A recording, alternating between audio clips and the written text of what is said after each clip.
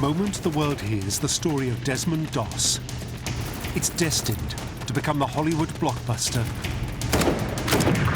Hacksaw Ridge.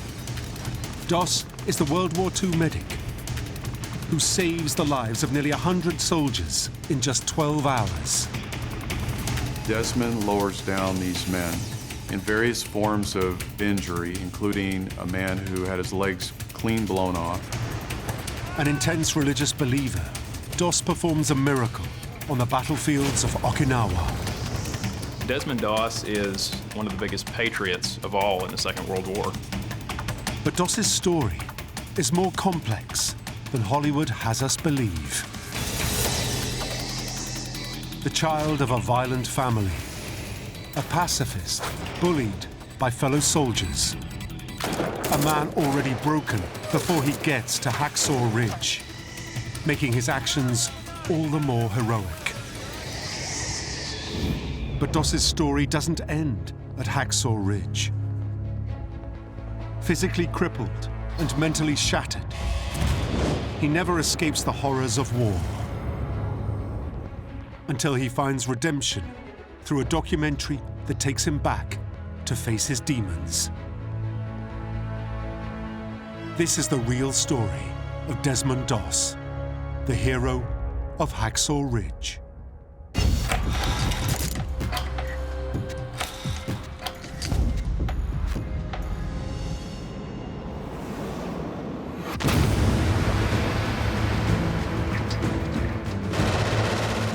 May 5th, 1945. The Japanese island of Okinawa.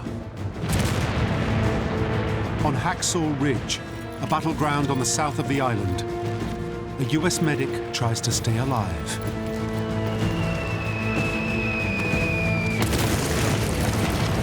He watches as brutal enemy fire decimates the 155 men of his division. The division retreat. But this medic doesn't.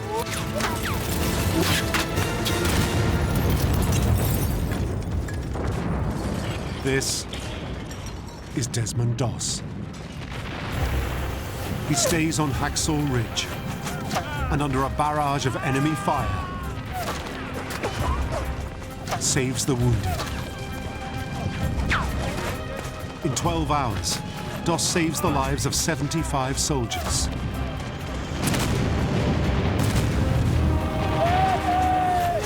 So who is Desmond Doss? The American medic who put his own life on the line to save countless others at Hacksaw Ridge. What's the real story behind the Hollywood hero?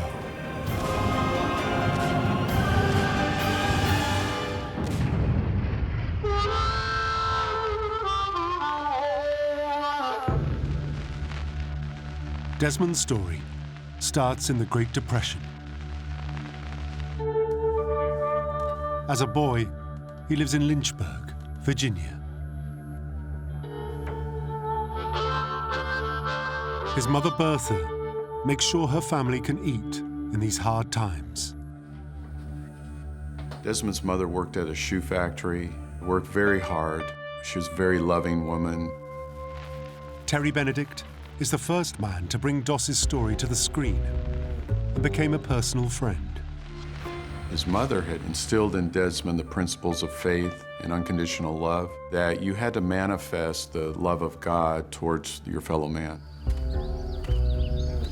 Desmond adores Bertha. And through his mother, the church becomes a big influence on his life.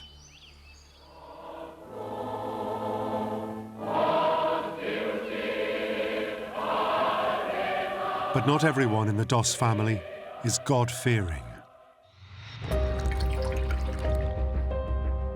Desmond's father, Thomas, is an alcoholic, one of many in his generation, broken by the horrors he witnessed in the First World War. Desmond's father was incredibly unhappy. He could hardly hold a job. He really was a stereotype of that era of a man that had just failed at a lot of things. and took up the bottle. The young Desmond is determined not to grow up like his father. And as the years progress, Desmond becomes a staunch member of the Seventh-day Adventist Church.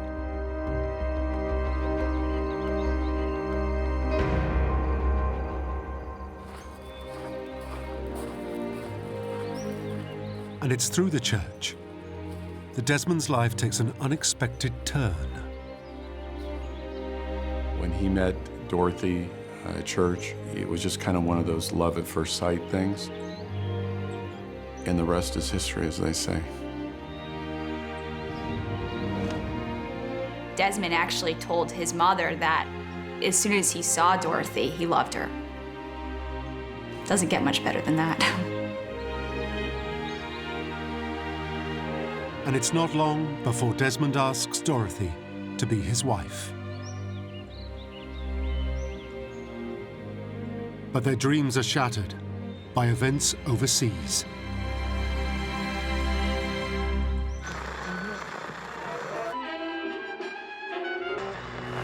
December 7th, 1941, the United States of America was suddenly and deliberately attacked by the Empire of Japan.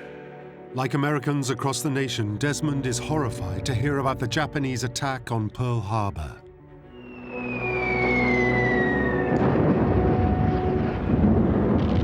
I think when Desmond first heard about it, he probably had the same reactions as everyone else. Charles Googe is the executive director of the Medal of Honor Museum. There was confusion, there was anger, there was a need for justice for what had been done. The attack was deliberately planned. I regret to tell you that very many American lives have been lost.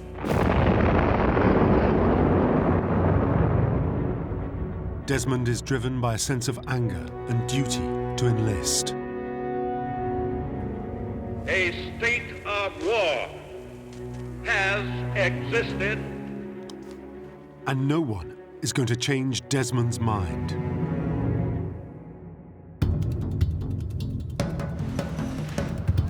The sleeping tiger that is the United States is roused to war. Desmond joins the army of young men desperate to take revenge on Japan.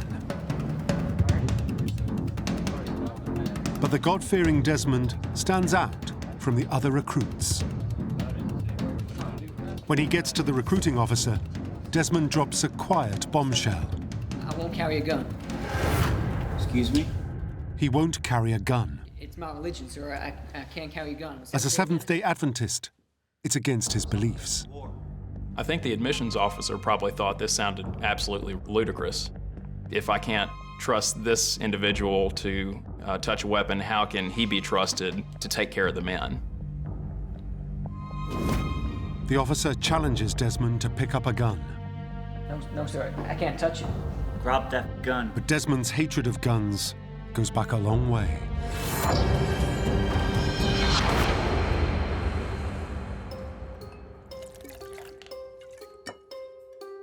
When Desmond is just a boy, he witnesses a scene that sets the course of his life. It happens one day as his father drinks with his uncle. An argument breaks out, and the liquor takes hold.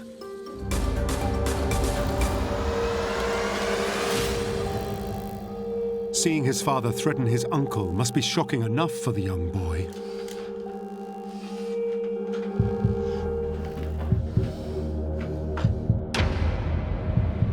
But what happens next makes his world stand still. Thomas Doss, you put that gun down right now! Desmond's mother rushed in between the two men to stop what was happening. She didn't want any violence either, as a strong woman of character. Right now! Wow. Look at me! Put that gun down! The most important person in Desmond's life stands between his uncle and the barrel of a loaded gun.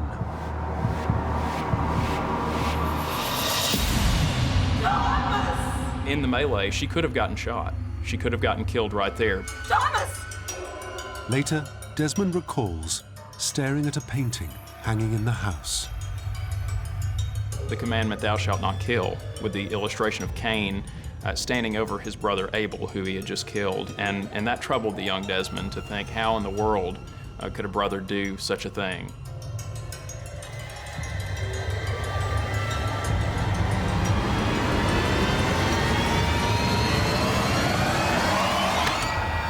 Desmond's father finally sees sense. And it is to her son that Bertha gives the gun. She then tells him to hide it where no one will find it. And he told me he hid it under the house. No one knew where it was but him. Desmond vows that he will never touch a gun again, as long as he lives.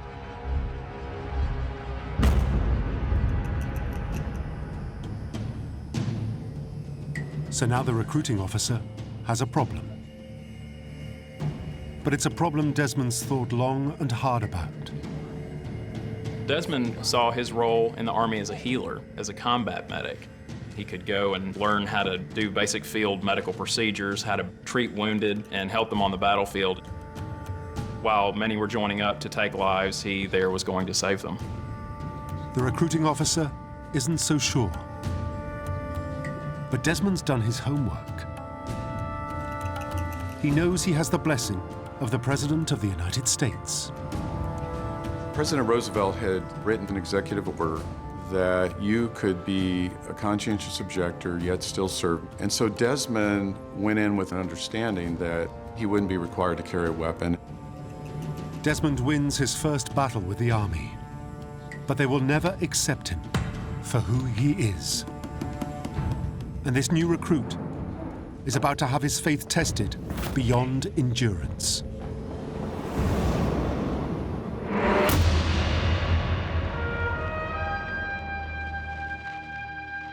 Fort Jackson, South Carolina.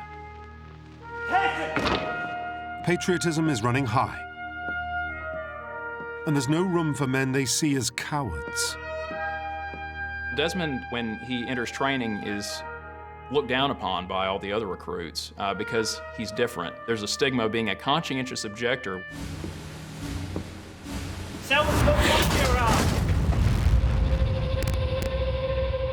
I think Desmond was probably the most despised person on the Army base. Les Spear is a pastor and longtime family friend. And people laughed at him, scoffed at him.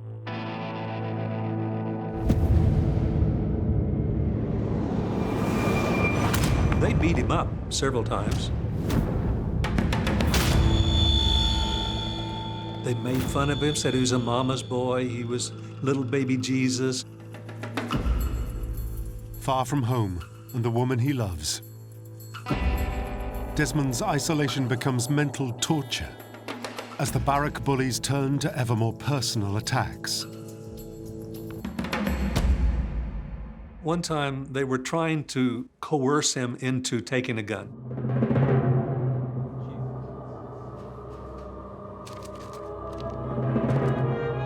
And they play these little mind games. Well, this is not a gun, this is nothing, and just take it. And he said, my convictions won't allow me to take it, you know. Take the gun. No! Just take the goddamn gun. No, get off me! And he said, well, what if your wife was being raped and you had a gun, would you use it? And he said, What are you gonna do if someone rapes your wife, huh? I wouldn't use a gun, I wouldn't kill anybody. Just give me the picture. What are you gonna do if someone rapes your wife? Hey, hey! But not everyone in Desmond's division wants to break him. Desmond is thrown a psychological lifeline when one recruit befriends him. Clarence Glenn.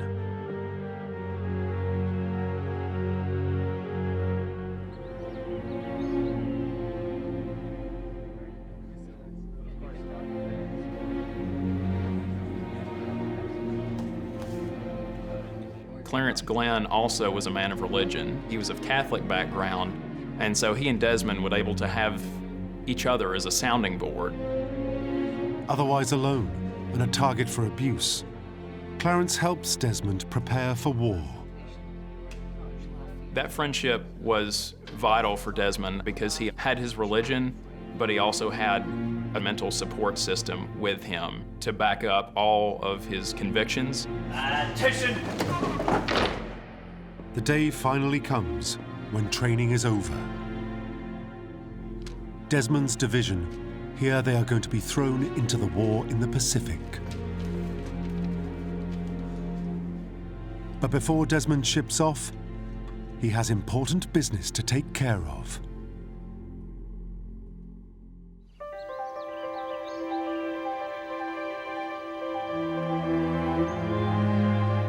He returns home to marry his sweetheart, Dorothy.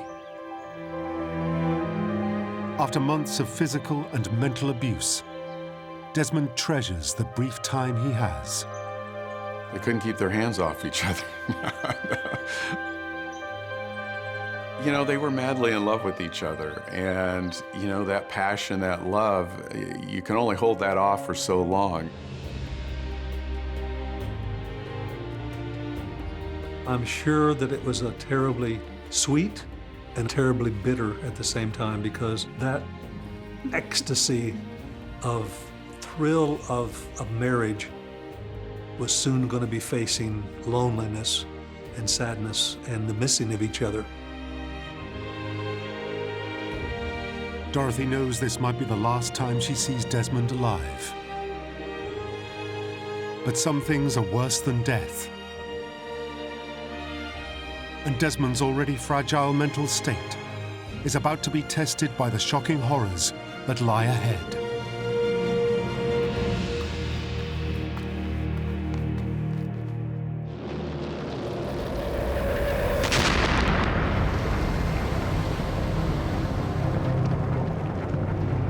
July 21st, 1944.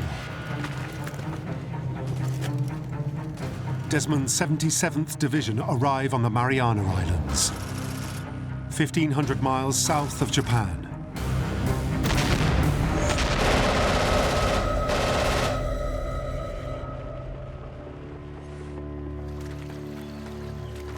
Throughout his training, Desmond's abused by his fellow recruits.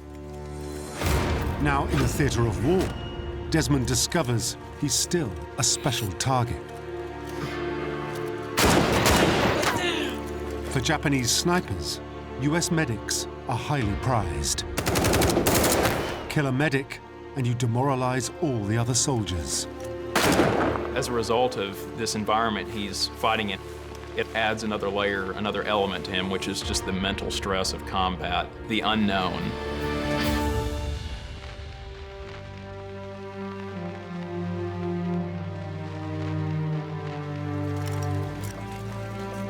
But alongside him, Clarence Glenn is a constant source of comfort.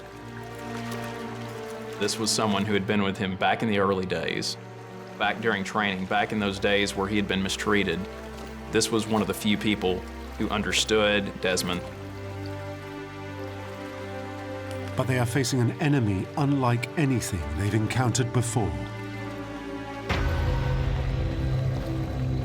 To go into a war situation and realize that anything you do could be wrong and get you killed. There could be a tripwire, a piece of fishing line. Anything can be what sets off a booby trap.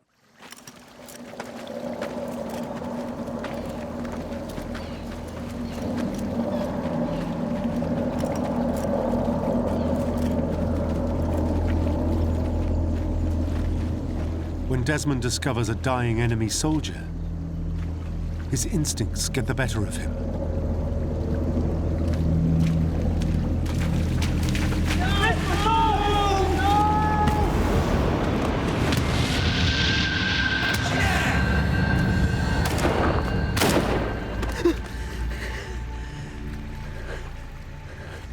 God damn you, Desmond!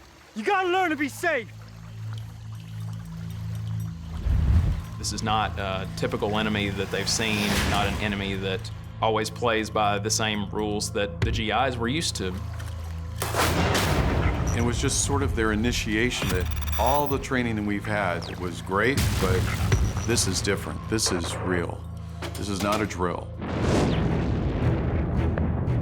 Desmond endures another 3 weeks of blood, death, and brutality before America takes the Mariana Islands.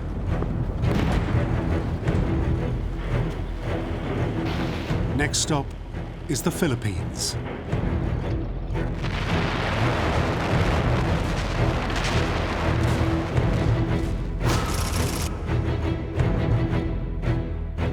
But there is no respite, as deadly kamikaze attacks ensure that even at sea, death is never far away.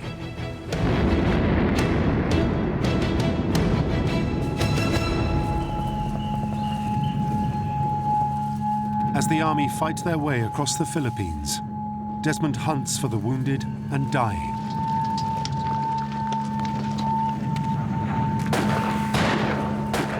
And it's on one such mission that Desmond's war takes a desperate turn.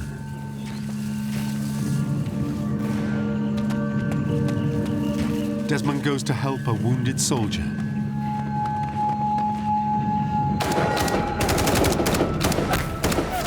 But there's sniper fire all around. Then Desmond discovers this isn't just any soldier. It's his closest friend, Clarence Glenn.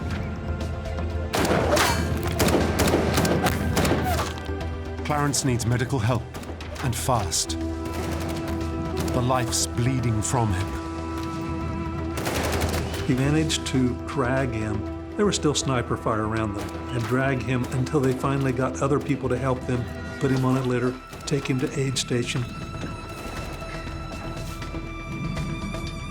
Desmond can now look after Clarence. But despite all his efforts, Clarence.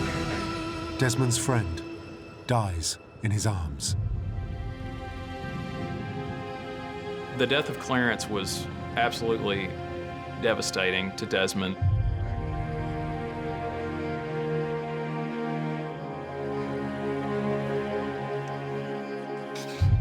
To see his friend get killed just absolutely broke him at that moment. When Clarence Glenn died, Desmond just felt like giving up.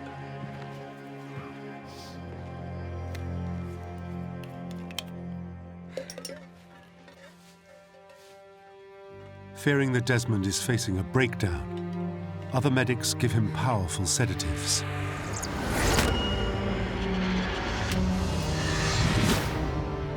Desmond knows he has to find some way to protect himself from impending mental collapse.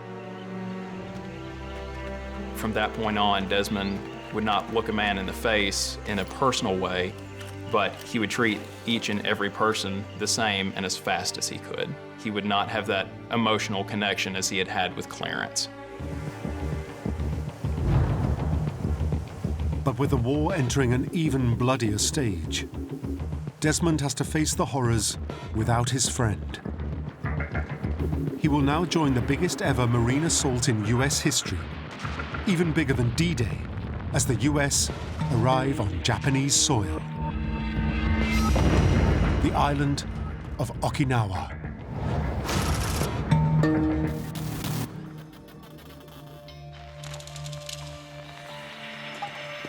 As the US try to advance, stories of Japanese brutality play on the minds of Desmond and other soldiers. His friends being killed, seeing bodies blown up. At one point, Japanese were starving, and American soldiers were left behind in a retreat one time.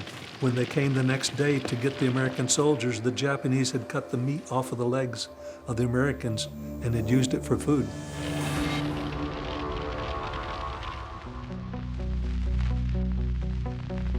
And in this godless inferno, the ninth circle of hell is a ridge that's name is synonymous with death. The ridge itself had several monikers. Its official name was the Maida Escarpment. It was also known as Sawtooth Ridge, but also, now most famously, it was known as Hacksaw Ridge. Located on the southern part of the island, American forces need to take Hacksaw Ridge to make it to the Japanese mainland. With the previous US division wiped out by brutal Japanese attacks, it's up to Desmond and his company to take the ridge. But the nickname Hacksaw spells out the soaring cycle of death that awaits the already mentally frail Desmond.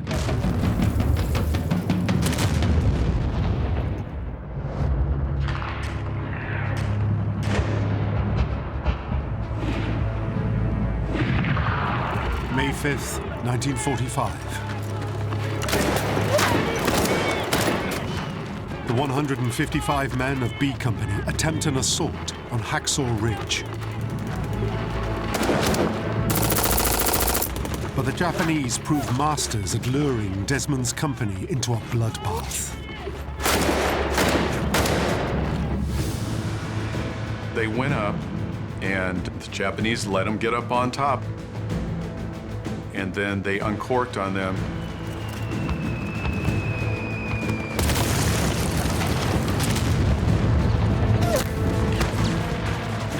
And they were just slaughtered up there. And only 35 men came down under their own power.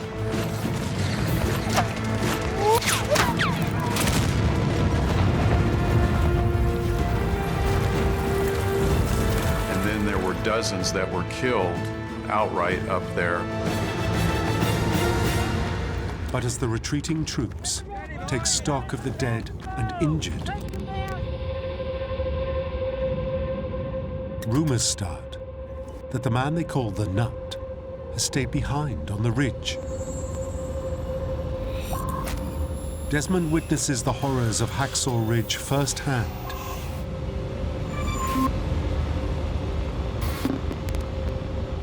Already on the edge of sanity, Desmond Doss finally cracks. He told me that he thought he was having a nervous breakdown up there. He had no more gas left in the gas tank. But somewhere, a voice calls to what is left of his shattered mind. He was being tortured by the idea and the fact that he knew there were people with their hearts still beating up there. In the midst of a breakdown, Desmond follows this lifeline to sanity. He is surely there for a reason.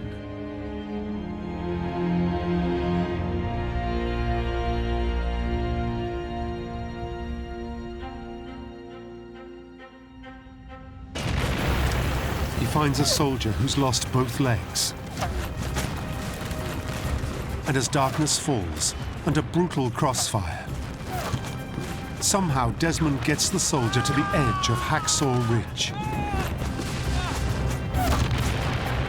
and lowers him to safety.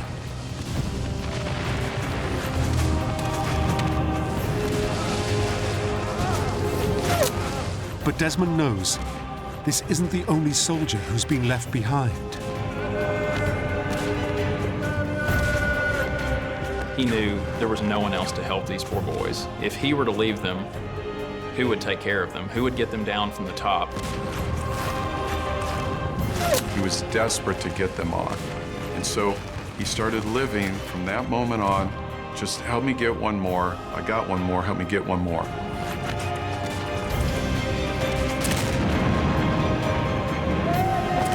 Throughout the night, the Japanese do everything they can to try and kill the crazy American.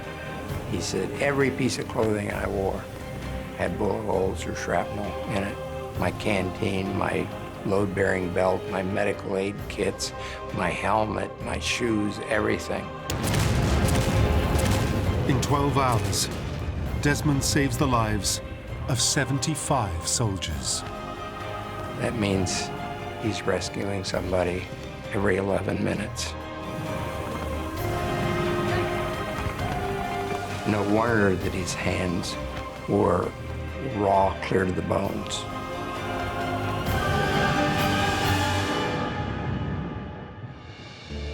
Get him down, keep him level! Keep him level! The next day, Desmond Doss the conscientious objector, who refuses to carry a gun into battle, comes down the ridge, and he is a hero. It's here that Hollywood film Hacksaw Ridge leaves Desmond Doss.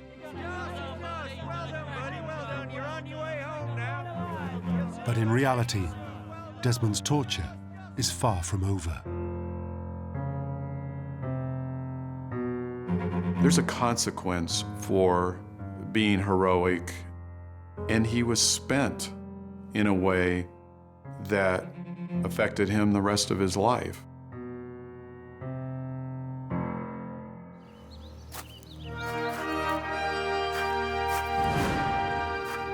The war in the Pacific continues, and Desmond suffers debilitating injuries in a grenade attack. When he's finally sent home to his new bride, Dorothy, she realizes that the man she loves will never be the same again. All the pent-up joy is unleashed. New York and Main Street everywhere pulls out the stops and let's go. America goes on to win the war in the Pacific. Amid the bloodiest conflicts of the Second World War, Desmond's heroism doesn't go unnoticed, and he is invited to the White House. But highlight interest today is on Corporal Desmond Doss of Lynchburg, Virginia, a conscientious objector and the only one ever to win the nation's highest award. President Truman said, "It's a greater honor for you to receive this medal than for me to be president," making him the first conscientious objector to receive the Medal of Honor. I thank God for letting me do my part in this war and saving the lives of my fellow men. With Dorothy standing by his side, Desmond is a national hero. The war is over, but Desmond's battles at home are just beginning.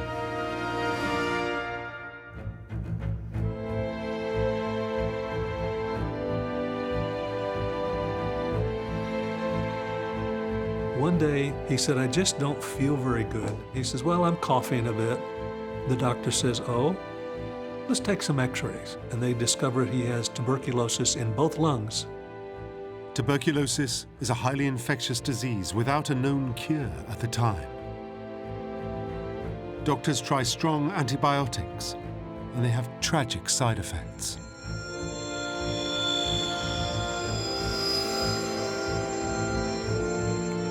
Desmond's hearing is badly damaged, and he remains almost deaf for the rest of his life. Desmond is kept in quarantine, kept away from his first child, a son named Thomas.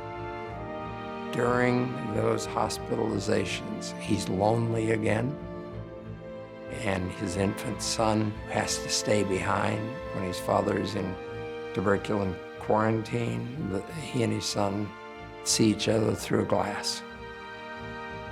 Desmond's left lung is removed, and he manages to beat the disease.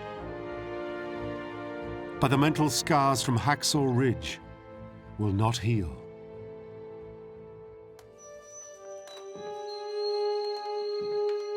Back home, Dorothy and Desmond try to build a new life. Dorothy really served as a rock to Desmond during these years. And to do this really shows her deep love for him. It shows their strength as a couple at the end of the day. For the next 30 years of their marriage, Dorothy cares for Desmond. But the shadows of war live on with them, by day and by night. He called them the demons because it just tortured him. That he felt, how could I have done more? He felt responsible for the men who died. He was having nightmares. He saw, heard, and felt, literally, and reacted the way the mortars came in. Desmond's demons are today recognized as PTSD, post-traumatic stress disorder.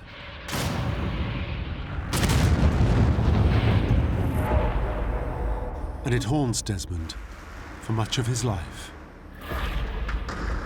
You just can't forget what war does to you. For years, Dorothy looks after Desmond. But the stress of caring for her broken husband takes its toll.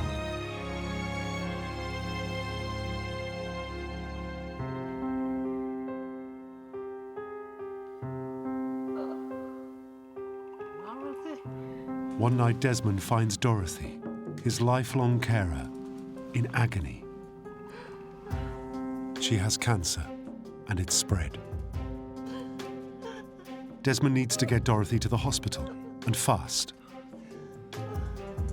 He hasn't gotten much sleep. He's been trying to rub her back and help soothe her and help her to sleep, which hasn't been very helpful this night. But it's a terrible night to be speeding to the emergency room. It's not a real good road from their house or the hospital. It was raining hard. Whether he hydroplaned or whether he slightly got off the pavement, somehow Desmond said the car went crazy.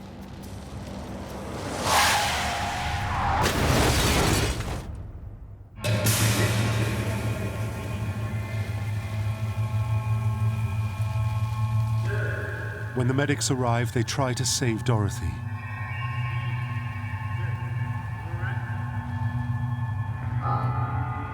But the love of Desmond's life is dead. The one person he is closest to in all the world, his wife. They're soulmates, and now she's dead, and he feels guilty.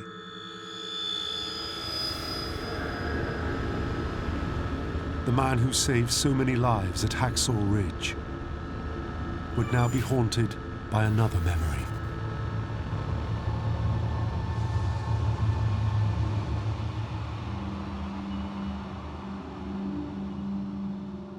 Alone with his disability, his nightmares, and his shame, Desmond is at the lowest point of his life. Until his heroics at Hacksaw Ridge change his life once more, this time to offer redemption. Filmmaker Terry Benedict wants to tell the world how a conscientious objector comes to win the Medal of Honor. But Benedict discovers Desmond's mental scars have built an almost impenetrable shell. I got really frustrated with him. Of 8 hours a day, sometimes 10 hours a day of interviewing him. And I was so frustrated, I reached over and I grabbed him and I said, Desmond, I want you to talk from your heart. I want you to talk from down here, not up here. And within a few minutes, he was crying. He was crying because he started to relive what was happening. He started telling me things that he had never spoken of before. For the first time, Desmond fully opens up about his experiences. I was praying the whole time. I just kept praying, Lord, please help me get one more. When I got this, I say, Lord, please help me get one more. Having broken Desmond's barriers down, Benedict takes the frail hero back to Okinawa and Hacksaw Ridge. This is a Japanese position. And from here, they had a clear shot. Eventually, Desmond returns to the scene of his finest hour, the very place where he lowers so many soldiers to safety. The bullets are flying and shells going off. You have to make yourself as small a target as possible. And so in order to get the men over here, I just caught him by the collar of the neck, and I got down close to the ground and dragged for all I was worth. Desmond can tell his story on Hacksaw Ridge and face his demons. You can't erase those memories. They're forever there. They can sew up the wound, but the scar will always be there. In 2006, Desmond Doss dies. But he isn't forgotten. Benedict's documentary alerts Hollywood to the great untold story of a forgotten American hero. Desmond's conviction to his beliefs is celebrated in the blockbuster Hacksaw Ridge. Directed by Oscar winner Mel Gibson, it stars Andrew Garfield as Desmond. Desmond's story is seen around the world. Desmond Doss, a man who fought to save others. Always one more. Always one more. That's the Desmond Doss that I knew. Who showed America you can serve your country without killing. Just because somebody believes a little bit differently than we do, doesn't mean they're the weakest link in the chain. A man who gave everything for his country. Desmond Doss is one of the biggest patriots of all in the Second World War. But whose struggle didn't end with the war, and paid for his heroism for the rest of his life. This is the real story of an American hero.